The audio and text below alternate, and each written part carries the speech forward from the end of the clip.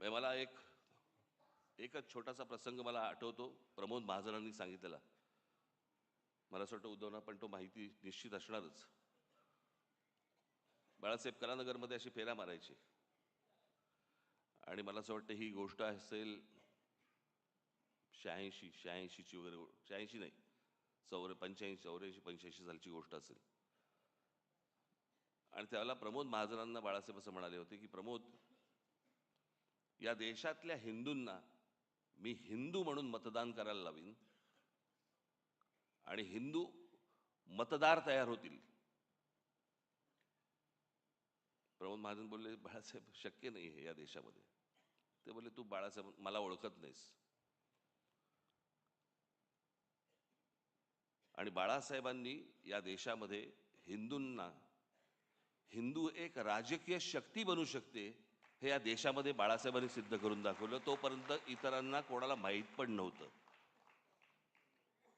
कल्पना देखील नव्हती, भारतीय जनता पक्षाला देखील नाही.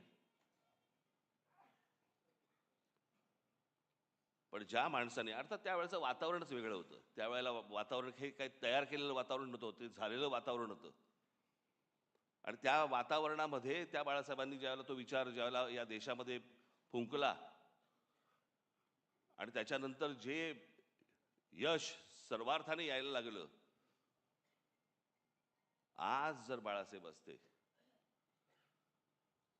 आणि तो जो हिंदुत्वाचा आज जो काही इतर सगळ्या ठिकाणी जो काही बाजार मांडून ठेवलेला आहे, तो पाहिला असता निश्चित व्यथित झाले असते की अरे मी काय बोलून गेलो, मी काय सांगत होतो, मी तुम्हाला काय म्हणत होतो आणि हे आता कुठच्या परिस्थितीमध्ये तुम्ही आणलं.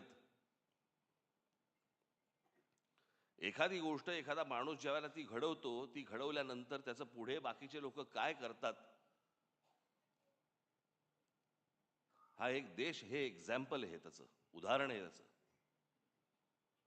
पण मला असं वाटतं की बाळासाहेबांनी ज्या तडफेने, ज्या निष्ठेने ते विचार जे मांडले, खास करून महाराष्ट्रामध्ये मराठी माणसाबद्दलची मांडले,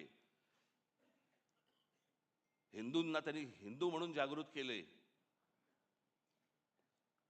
पण दुसऱ्यांचे वाभाडे काढण्यासाठी नव्हे, स्वतःच्या स्वाभिमानासाठी उभे केले.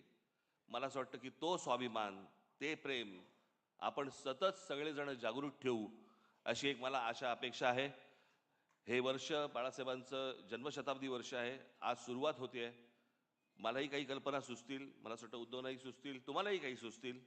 मला असं वाटतं की एक येणाऱ्या पिढ्यांसाठी एक आदर्श असं एक वर्ष आपण लोकांसमोर ठेवू, आणू आणि त्यांच्यासमोर आपण बाळासाहेब काय होते हे मांडण्याचा आपण जास्तीत जास्त चांगला प्रयत्न आपण याच्यापुढे करूया. आज मला या कार्यक्रमाच्या निमित्ताने मला इथे बोलवलं, त्याबद्दल मी अत्यंत आपला आभारी आहे. धन्यवाद. जय हिंद, जय महाराष्ट्र.